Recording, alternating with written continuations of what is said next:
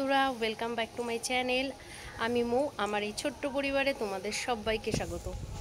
তা তোমাদের সবাইকে নিয়ে আজকে নতুন ভিডিও ব্লগটা শুরু করছি। আর আমাকে দেখে মনে হচ্ছে বলো তো আমি এখন কি করব? নিশ্চয়ই বুঝতে পারছো, হ্যাঁ আমি এখন স্নান করতে এসেছি। আর এখন আমি ছাদে স্নান করব। আর মুখে যে বলেছি স্নানের সময় তোমরা তো জানোই যে আমি বেসন আর হলুদ মিক্স করা থাকে সেটাই ইউজ করি, সেটাই মেখে চলে এসেছি।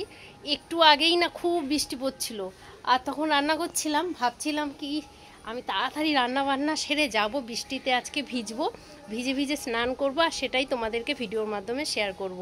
কিন্তু আমার কপালটা এতটাই খারাপ যে কাজ বাজ সেরে আস্তে আস্তে বৃষ্টিটা পুরো থেমেই গেছে। দেখো আকাশটা পরিষ্কার হয়ে গেছে।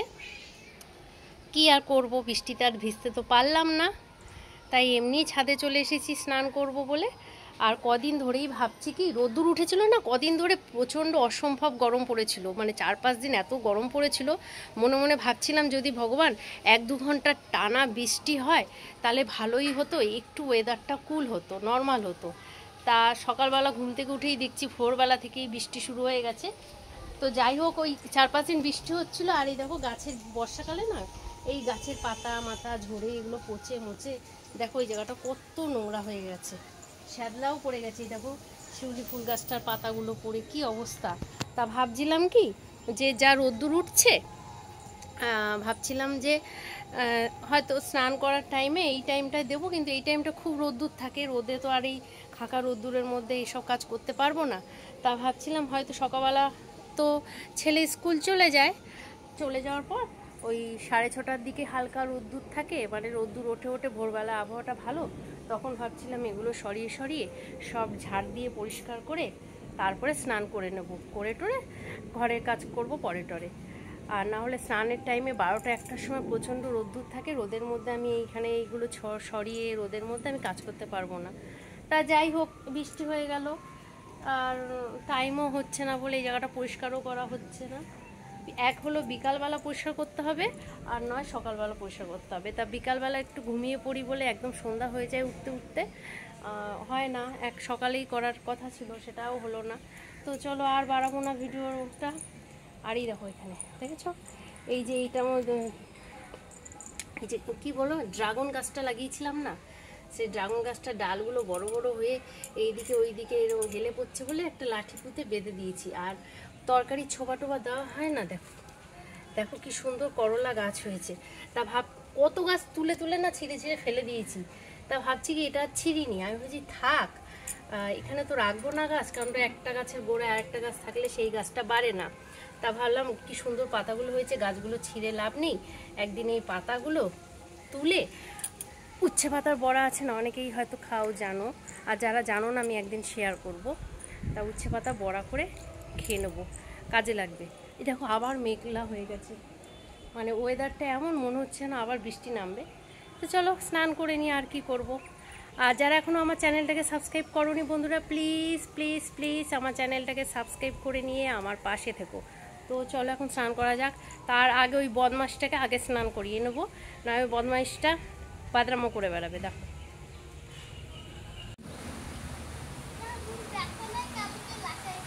তুই আবার লাটাই কিনেছিস দেখি,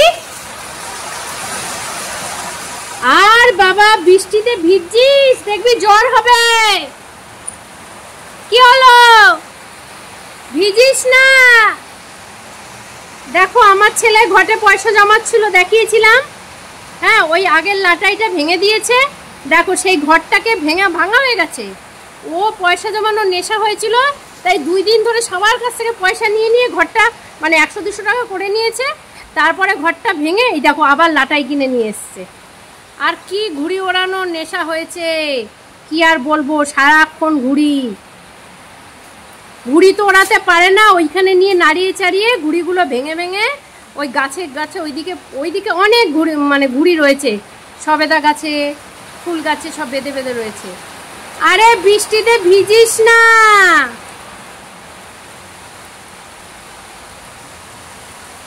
জ্বর আসবে রে, চলে আয়। কিভাবে বৃষ্টিতে ভিজছে দেখো বন্ধুরা, কিভাবে ভিজছে, এরপর জ্বর আসলে আবার সেই আমাকেই ভুগতে হবে। আমার জন্য না বৃষ্টি নেমে গেছে, আবার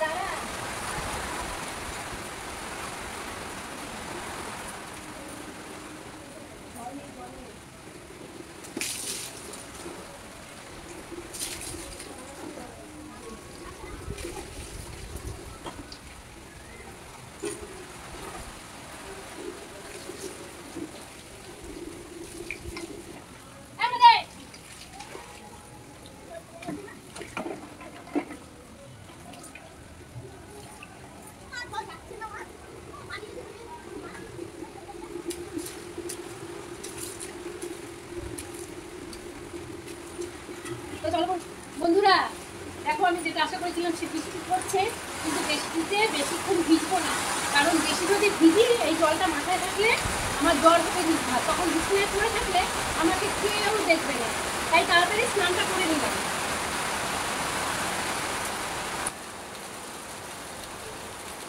আরে চলে আয়, দেখো ছেলেটা এখনো বৃষ্টিতে ভিজছে, যাচ্ছে আসার নামগন্ধ নেই। তা আমি এই যে সিঁড়ির তলায় চলে এসেছি, যাই হোক একটু তো ভিজতে পেরেছি, একটু ভিজে ভিজে একটু নাচানাচি করে স্নান করে নিলাম, আর সেইটাই তোমাদেরকে শেয়ার করলাম। তো এখন আমি এই ড্রেসটা চেঞ্জ করে নেবো, মানে নাইটিটা ছেড়ে অন্য নাইটি পরবো। তো ভিডিও ব্লগটা এখানেই বন্ধুরা শেষ করছি। আর যারা এখনও চ্যানেলটাকে সাবস্ক্রাইব করোনি তারা প্লিজ চ্যানেলটাকে সাবস্ক্রাইব করে নিয়ে আমার পাশে দেখো। চলো টাটা বাই বাই, সবাই সুস্থ দেখো, ভালো দেখো, আবার দেখা হবে নেক্সট কোনো ভিডিও ব্লগে। তাহলে আমি এখন আসি, বাই বাই।